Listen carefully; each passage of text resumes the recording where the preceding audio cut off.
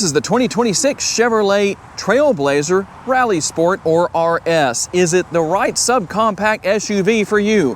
Hey everybody, it's Tom from Vehicle Visionary. I hope you're having a great day. I borrowed this Trailblazer that has an exterior color of marina blue metallic with jet black and red interior from my friends at Red River Chevrolet in Bossier City, Louisiana.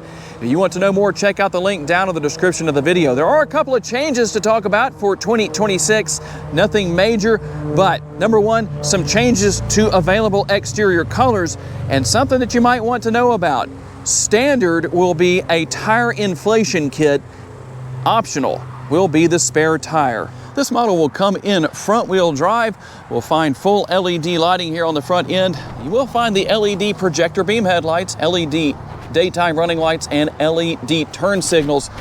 And you'll find a few different finishes here on the front end. Between gloss black, we're gonna have some matte black finish.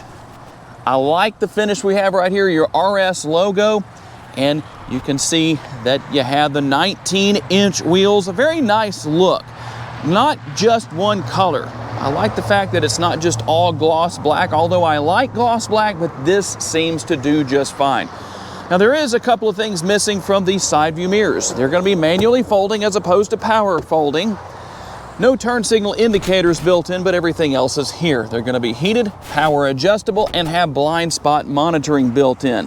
One thing I do wish was different as well is the fact that you have passive entry right here on the front doors, but not on the rear. That's what that button is right there. And what that does is allows for locking and unlocking all four doors using that button. Here's your remote, lock, unlock, remote start. You have the power tailgate back there and the panic button, roof rails up top. This model does come with a panoramic sunroof. We'll finish things off here on the rear with the rear roof spoiler. We're gonna have the rear window wiper, LED tail lights. Our Trailblazer and RS logos will also have that black bow tie logo with the chrome surround on the front and rear of the Trailblazer. Under the hood will be the turbocharged 1.3-liter three-cylinder engine that makes 155 horsepower and 174 pounds-feet of torque. It is mated to a CVT. Now, being that you don't have a lot of motor here, what can you expect with your MPGs? We're looking at 29 city, 33 highway, 31 combined, 3.2 gallons of gas per every 100 miles driven. If you're curious to know how large the gas tank is, it comes in at 13.2 gallons. To open your power tailgate, you're going to push the button right here. There's also a button on the interior. There's a button on the tailgate itself too that you can use to open and close your power tailgate. This one is for opening, this one is for closing. And you have 25.3 up to 54.4 cubic feet of cargo space, depending on if these seat backs are in their upright position or not. And underneath the floor, there is your spare tire. Now, the one thing that I would like to see change in the future, if we see a redesign with the Trailblazer, would be the change of the type of lighting we have back here. Let's have some LED cargo area lighting. I know some of you would like to see that. Now, I do want to tell you about something very helpful if your power tailgate won't open, no matter what you do. Here's the first thing you need to check. Come right here to the driver's side door, and you're going to come right down here to this dial and make sure that it's either set to max, 3/4, and not set to off. That is most likely going to be the problem that is keeping your power tailgate from opening. We'll find a reasonable amount of space with the door bin and the armrest on the doors. We'll close that door and get rid of some of that excessive noise coming from outside. Rear seat pockets on the back of each seat. Now, you won't find air conditioning vents back here, but I can already feel the air blowing back here from the vents right there. And I have the fan speed on low, so I don't think that will be a problem, although it would be nice to have the air conditioning vents back here. But you will find USB connectivity and a panoramic sunroof. Might be a little bit of a surprise to some people who are not familiar with the Trailblazer. This power shade can be drawn back and forth, and that front portion up here will open and close. Now, a couple of notes about these seat backs. Number one, they do have some recline built into them. It is not adjustable.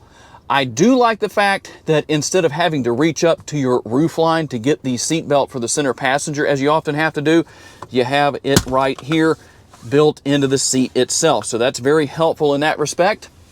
And you will find the fold down armrest with the cup holders built in. The sticker price is $42,285. Let's see what else you get for that price. Now you can see the red that you have here with the black interior that I mentioned earlier, a little bit of gloss black or piano black finish, but not in a bad place because it's not in an area where it should fingerprint up. I'm not going to be reaching up there too much.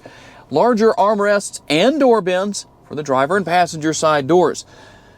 The passenger seat is manually adjustable, but the driver's seat is power adjustable and does have lumbar support. We'll find our glove box right here, and we'll take a look at our upper console. Not a lot going on here, but there's the controls for your sunroof, for your shade, and opening and closing the sunroof itself. And you can see what else you have there with OnStar and all those features. And we'll move over here to the driver's side door. We're going to have our power adjustments for our side view mirrors, power windows, and power locks. And something that we've seen some vehicles going away from is what we have right here. I'm glad to say you can still have the good old-fashioned control for your headlights. You can set that to auto or turn everything on and off manually if you want to. You'll have your steering wheel mounted controls here, as you can see, everything for adjusting what you're listening to, voice commands. You can see what all is there where that's concerned, and your cruise control right here. And we'll also find everything for the front and rear window wipers on the right-hand side of the steering column, and everything over here for your auto high beams. If you need to turn those on and off or just leave them on auto, easy to deal with. Whatever you like to do, you can do that there. And believe it or not, there's another function that goes with this lever. Some of you know what that is and some of you don't. The 8-inch driver's display has a nice modern look to it. I like that. Looks nice. Now you do have an 11-inch center screen. You've got your good old-fashioned knob right there for the radio to turn that on and off and adjust the volume. Now the thing that I like here is that for those of you that say, I've got to buy a new vehicle, but I don't want a ridiculous amount of technology. It's fairly minimalistic here. You do have the ability to wirelessly pair your smartphone, and you have Android Auto and Apple CarPlay. You can also come in here and make some adjustments to your climate, as you can see. Now the good news is that it's not all within the screen. You also have everything for your climate control down here with physical controls, in case anybody was wondering about that. Either one you can use. And we can go here to settings, because there is a lot to talk about here. I'm not going to cover everything, but just to show you some of the things that you have as far as your features go. Updates, you can see what's right there, all those different things. And you have audio, phone, and OnStar here with apps. But vehicle is where I want to spend a little bit of time. You have teen driver, your rear seat reminder, got your climate and air quality right there. And how about your safety features? I know a lot of you like to know about that. So here's what we have. Our automatic emergency braking, front pedestrian braking, lane change alert, park assist. You have rear camera park assist symbols and rear cross traffic alert. So quite a bit going on there where those features are concerned. How about comfort and convenience? A few different things you can come in here. Now here's something else you might want to check out if your power tailgate isn't open. Some people also call that a lift gate, but come in right here and make sure it is set to open and close. Now you could set it to open only and then you have to manually close it, but even if the battery were to die on the vehicle or with your remote, or it was just set to off like this, you can still open it manually and close it manually all the time. That's not a big deal. No matter what the situation is, you will be able to open and close that. And auto wipe and reverse gear, that's going to be for your rear window wiper. And you can see what else is here. Like I say, not too much to deal with, a little bit of technology, but what I do not consider to be an overload. You can turn your locator lights on and off, and your exit lighting, you can make some changes right there if you want to. You can turn that off, or you can have 30, 60, and 120 seconds. You also have a backup camera. Now this is only going to be the only camera on the vehicle. You have your trajectory lines right there. We can go right here and turn those off if we want to, but just so you can see what is here. You've already seen the climate controls here. There's where you're going to adjust the temperature. The fan speed is right here, and you can see what else is going on where that's concerned. You can also see the temperature right there. So if I adjust that, there you go. You can see that. A couple of USB options and a 12-volt power outlet right down here, and a wireless charging pad. Nice to see that. our conventional style shifter here. In fact, I'm going to move that out of the way. If you want to turn your auto stop start on or off, here is where you're going to do that. Lane keeping assist. You also have your traction control right there, and then a couple of different driving modes you can go into depending on what you want to use where that is concerned. We'll put the shifter back there. And by the way, if you're wondering what the L is down here with the shifter, that's low. That means the vehicle will stay in low gear in low traction situations, but you'll still have all of the horsepower and torque available from the engine as far as that goes. Now, we have our cup holders right here, a little bit of storage in front of the center console. Good thing we have that because you don't have a giant center console. This is a subcompact, so you're not exactly expecting large amounts of space, but you do have some throughout the interior. Driving the Trailblazer is not a bad experience. It has a comfortable ride quality, especially for having a shorter wheelbase. It doesn't seem to have the choppy ride that some do, although I'm definitely not on the worst road around this area, but this is the best road for this test drive today. But it definitely works out just fine. The driver's seat is comfortable, and something I didn't talk about earlier in the video is the fact that you do have a tilt and telescopically adjustable steering wheel. There's a lever right underneath here on the side of the steering column. On the left-hand side, you drop that and you can adjust it however you need to. And there is a lot of adjustability built in between the adjustments for the driver's seat and the adjustments for the steering wheel. So depending on who you are, you should be able to set everything to where you're very comfortable, able to see just fine, no problems where that is concerned, and it shouldn't be an issue. Now, you might wonder about the horsepower and torque. What kind of issues could you potentially have there? Is it enough? Well, that's where it's really important that you drive these vehicles for yourself, because I can tell you my experience, it seems like it will do just fine, but then again, I don't have time to get out and experience every single type of potential driving condition that a person could deal with. But for what it is, it seems to do just fine. I don't think anybody's expecting what I like to call neck breaking or neck snapping performance. Not neck breaking, neck snapping performance. Let's get that correct right there. But one way or another, you can go into sport mode. That's that checkered flag that I showed you earlier in the video that's down here on the center console.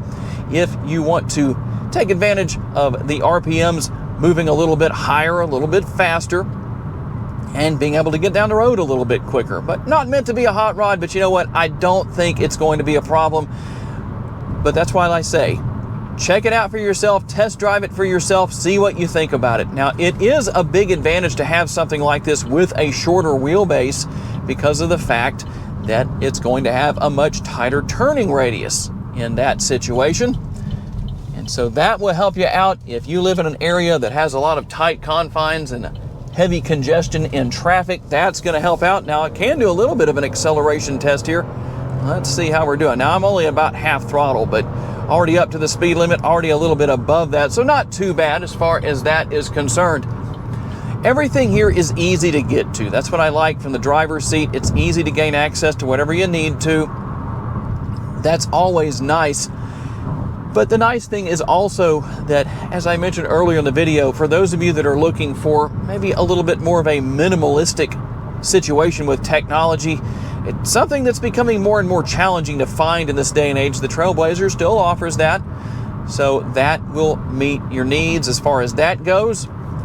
Although it would be interesting to see how well vehicles would sell if maybe automakers offered more of a bare bones version that didn't have all of the technology. I'd be curious to see what people would think about that, and if you'd be willing to buy something like that. I know some of you would like to buy a vehicle with manual door locks and manual windows where you just use the crank to open and close or raise and lower the window, all that kind of stuff. There's still people out there that would love to have that kind of thing, and the advantage to that is, yes, you would have a much lower price tag, but don't think we're going to see that happen. But one way or another, this is a good little vehicle. If this is something you're looking for, it's definitely something to consider as far as this particular size of SUV. And there it is, the 2026 Chevrolet Trailblazer RS. Is it the right subcompact SUV for you? Tell me what you think down in the comments section. I'm always curious to receive your feedback. I would like to say a special thanks to my friends at Red River Chevrolet in Bossier City, Louisiana for loaning me this Trailblazer for the day so I could tell you all about it. And a special thanks to all of you for for being kind enough to give me the opportunity to give you a vision for your next vehicle. If you enjoyed this video, please be sure to hit the like button. That's very helpful to me. Make sure to subscribe so you don't miss any future videos. And if you would, please share this video on your timelines on social media so other people can see it. If you'd like to learn about additional vehicles you may wish to consider purchasing, check out the video that's on the screen right now, and I will see you there.